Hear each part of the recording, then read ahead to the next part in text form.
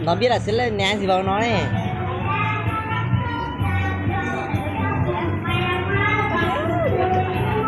Ủa tôi tớ sao kìa.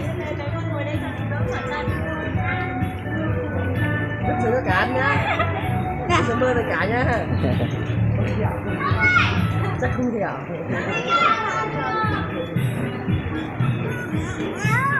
Đây kìa, cá đông kìa.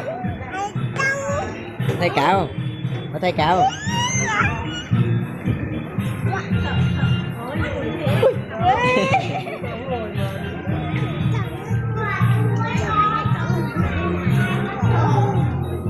Mày đó thì mày gì ra cả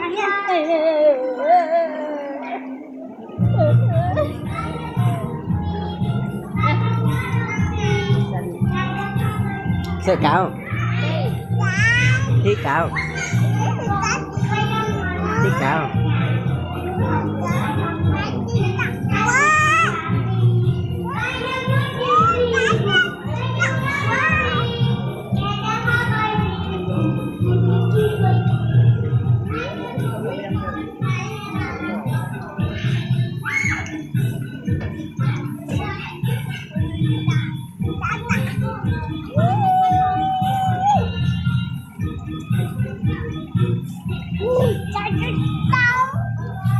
Cá đông,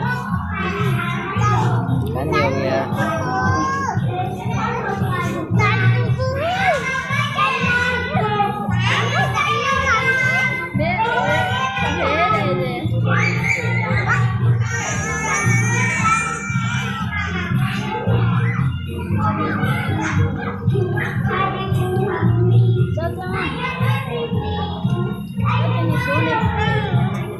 Đi con để kia. Xem mấy cái hát đi. Có hát không? Hát. Thôi không chụp được, người ta xem thôi.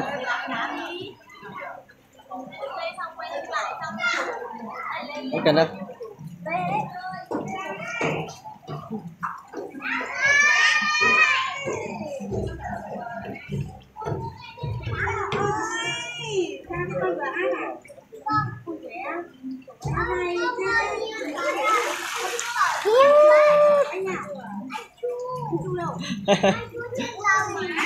Đẹp nha.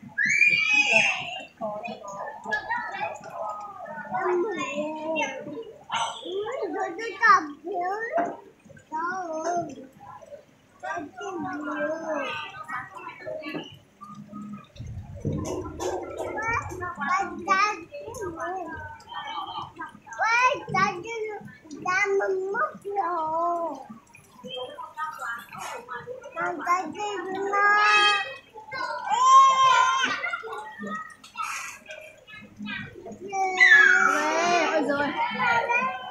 Nè, đi xuống. Cứu được cá bây giờ. Biết rồi nó cá ăn.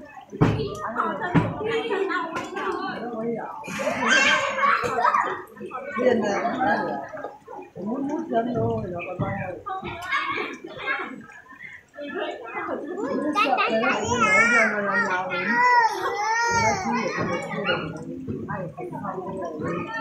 Đừng có.